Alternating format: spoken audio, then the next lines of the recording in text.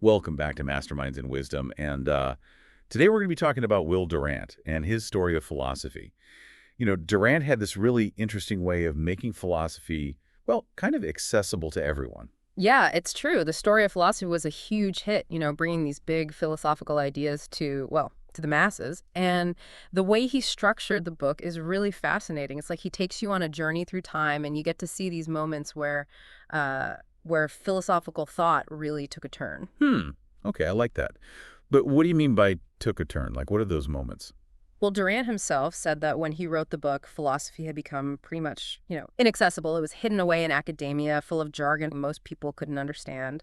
And he wanted to change that. He thought philosophy should be about, living beautifully, not just these abstract theories. So instead of writing a boring textbook, Yeah. he was almost writing a, biography of philosophical thought. Like, he made these thinkers seem more relatable. Exactly. And he starts with Socrates, this gadfly of Athens. He would go around challenging people in the marketplace to really think about their beliefs. Oh, I can just picture Socrates, not the most handsome fellow if you look at those busts, but he must have this incredible personality to get all these young people to follow him around. And it's interesting how he did it. He didn't, lecture or preach. He just asked questions. And they were simple questions like, what is justice? But those questions had such a huge impact. They sparked centuries of debate. He basically laid the foundation for Western philosophy. It's crazy to think that one question could lead to all that. So Socrates kind of planted the seed, but then it was his student Plato who really developed those ideas, right? Yeah. He's the one who gave us this more systematic way of thinking about philosophy, exploring those big questions about, like, the nature of reality and stuff. Exactly. Think about it like this. Socrates was focused on how to live a good life, the practical stuff. But Plato wanted to understand, the true essence of things. He came up with this idea of forms, which they're these perfect concepts that exist outside of our everyday experience. So things like beauty, justice, truth. For Plato, those weren't just like opinions, they were actual realities that existed beyond the physical world. Right. It's kind of like trying to understand the blueprint of a house. You can see the actual house, but the blueprint is something more. It's what guides the design. That's how Plato thought about the forms. And he thought we could understand these forms through reason and contemplation. And then, of course, there's Plato's most famous work, The Republic. He describes his vision for an ideal society, one ruled by philosopher kings. It's an idea that people still debate today, right? This whole concept that true leadership requires a deep understanding of the world and human nature. And speaking of challenging the status quo, we can't forget Plato's most famous student, Aristotle. He's kind of a rebel. He took some of Plato's core ideas and just flipped them on their head. Yeah, he was a lot more interested in the world around us. Yeah. Like observing nature, gathering data, and then using reason to analyze it all. I mean, he was a scientist at heart. He made huge contributions to biology, physics, even logic. Absolutely. And that shift towards empirical evidence, that was huge. It's easy to see how his work kind of set the stage for the scientific revolution that happens centuries later. He shifted the focus from this abstract world of forms to the real concrete world. But Aristotle wasn't just a scientist. He was also really interested in ethics. His book, Nicomachean Ethics, is all about living a good life, achieving happiness. He called it eudaimonia. And he thought you achieve this happiness by living virtuously, finding that balance between extremes. It's what he called the golden mean. So instead of going all out in one direction, it's about finding that middle ground. Exactly. Think about it. Whether it's courage or generosity or even humor, too much or too little is never a good thing. It's often in moderation that you find the best path to a happy life. Okay, so we've got Socrates challenging everyone to think for themselves, then Plato exploring the nature of reality, and then Aristotle bringing it all back down to earth, focusing on evidence and virtue. It's amazing how these three thinkers, each in their own way, totally changed how we think in the West. And the thing is, Durant doesn't stop there. He takes us on this wild ride through centuries of philosophical thought, showing us all these turning points, these shifts in perspective that change how we see ourselves and the world around us. And next, we're going to jump ahead in time and talk about Spinoza. He really shook things up by questioning traditional ideas about God and religion. Spinoza was definitely a radical for his time. His ideas had a huge impact on the Enlightenment. He was one of those figures who kind of stood alone, you know? He was even excommunicated by his own Jewish community, but his philosophy would go on to challenge the foundations of Western thought. I'm definitely curious to dive into his work and see how it all fits into this larger story of these philosophical turning points. Yeah, so Spinoza, he's a really interesting figure in the history of philosophy. He lived this quiet life, even working as a, lens grinder. But his ideas were, well, they were pretty explosive. He really challenged, the core of religious and philosophical thought. What was so radical about his philosophy? Like, why was he so controversial? Well, one of his most groundbreaking ideas was his view of God. For Spinoza, God wasn't some separate being, ruling over the universe. He believed that God was the universe. Or, well, to be more accurate, he thought God was identical with nature. So instead of being above nature, God is nature. Exactly. This idea is called pantheism, and it was pretty revolutionary at the time. I mean, think about it. Trees, rocks, animals, humans, everything is a part of God, all just expressions of the same divine substance. It completely flipped the traditional idea of, a personal God who, gets involved in human affairs. Yeah, I could see how that would have been a tough sell for religious leaders and traditional philosophers. It kind of takes away that idea of God, listening to your prayers or performing miracles. Right. And Spinoza, he didn't shy away from the implications of his ideas. He argued that everything that happens, including our own thoughts and actions, it's all governed by these natural laws. There's no room for miracles or, divine intervention. So if everything's determined by natural laws, does that mean we don't really have free will? For Spinoza, yeah, pretty much. He was a determinist, meaning he believed everything that happens is a necessary consequence of the laws of nature. But here's the interesting thing. He didn't think determinism was a bad thing. Okay, now that's a twist. How could he see not having free will as something positive? Well, he said that by understanding the laws of nature, the causes of our actions, we can actually gain more freedom. So it's like once you know the rules of the game, you can play it better. Exactly. We can free ourselves from being controlled by our passions and desires. We can live a more rational and fulfilling life by, aligning ourselves with the natural order of things. I'm starting to see how Spinoza's ideas, even though they were considered radical back then, they had this big influence on later thinkers, especially during the Enlightenment. Absolutely. His focus on reason and understanding really resonated with thinkers like Voltaire. And, like Spinoza, Voltaire challenged traditional authority and really fought for individual liberty. And Voltaire, he was a real firecracker. He wasn't afraid to take on the church or the monarchy. He used his wit and his writing, his satire, to really make a point. Oh, Voltaire was a force of nature. He wrote everything. Plays, poems, essays, you name it. And he used his writing as a weapon, to fight for reason, tolerance, and individual freedom. And he really went after the church. He saw it as a source of, oppression and intolerance. That famous line of his "écrasez l'infâme," crush the infamy. That really sums up his attitude. Yeah, he was fearless. And he definitely paid the price. He was imprisoned, exiled, his books were banned. But he never backed down.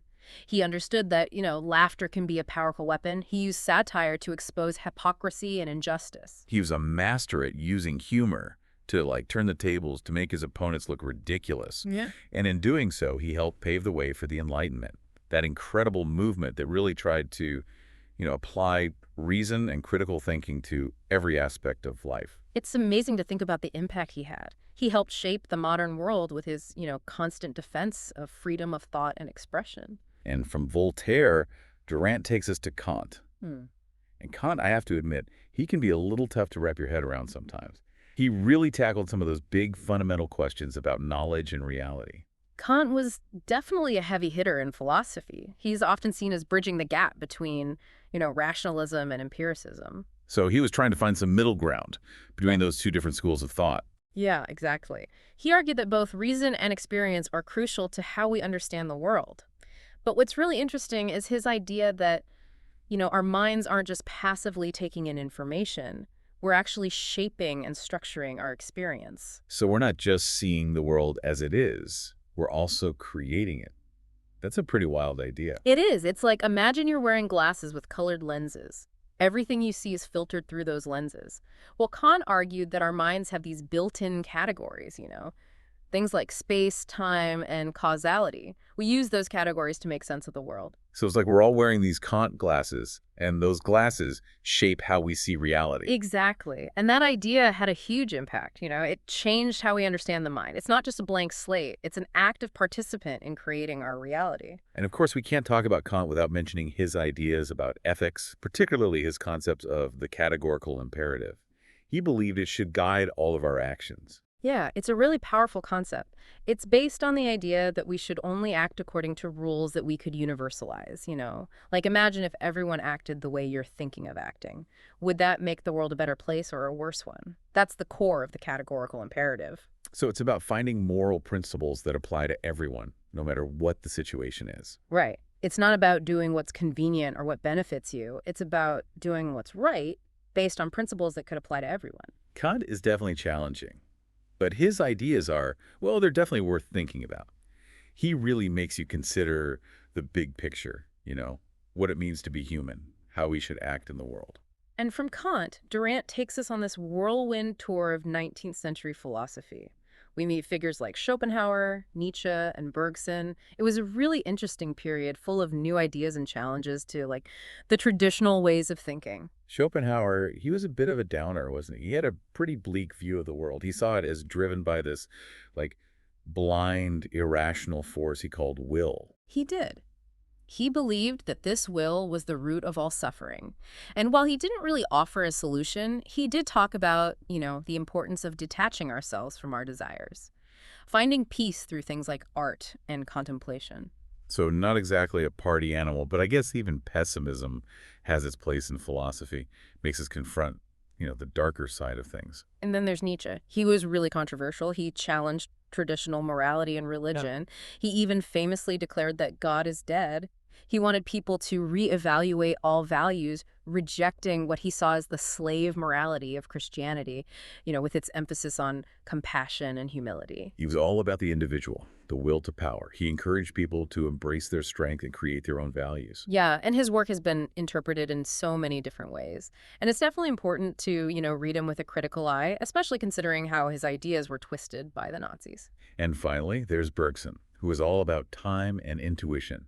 He challenged that traditional scientific view of time as this, linear, measurable thing. For Bergson, time was something you experienced. It was a continuous flow, something that couldn't be broken down into little pieces. And he thought that our intuition, not our intellect, was the best way to understand the nature of time. So it's like the difference between looking at a map and actually walking a path. The map is just a representation, but walking the path is the actual experience. Exactly. And that's really the heart of Bergson's philosophy. He was trying to capture that lived experience, the feeling of time, in all its complexity. Wow, we've covered so many different perspectives in this deep dive. From the ancient Greeks to the beginning of the 20th century, we've seen how philosophers have tackled some of the biggest questions out there. And it's amazing how their ideas, even the ones from centuries ago, are still relevant. They still shape how we see the world today. It's like this one big conversation spanning across time and cultures. And each thinker is adding their own voice to the mix. And in the last part of our deep dive, we'll see how Durant brings the story into the 20th century. We'll look at the thinkers who tried to make sense of this, rapidly changing world, a world on the verge of modernity. Yeah, I'm really interested to see how Durant connects all these philosophical ideas to the challenges and opportunities of a new era. So we've gone through centuries of philosophy, and now we're at the start of the 20th century with Durant. It's a crazy time, right? So many changes, advancements in science, all this political upheaval. The world's about to enter this whole new era. I'm curious to see how philosophy, adapted to all of that. Well, Durant introduces us to some key figures who are grappling with these very questions, and he starts with William James, this fascinating guy. He's considered the father of American pragmatism. Oh, yeah, James. He wasn't just a philosopher, right? He was also a psychologist. I always wondered how that played into his philosophical views. Oh, it definitely did. You can see his psychology background in his work, especially in his focus on the practical consequences of ideas. For James, the meaning of an idea wasn't some abstract truth. It was in, its practical effects. So instead of getting stuck in these theoretical debates, he was more focused on how ideas worked in the real world. Exactly. Instead of asking, what is truth, James would ask, what difference does it make if something is true?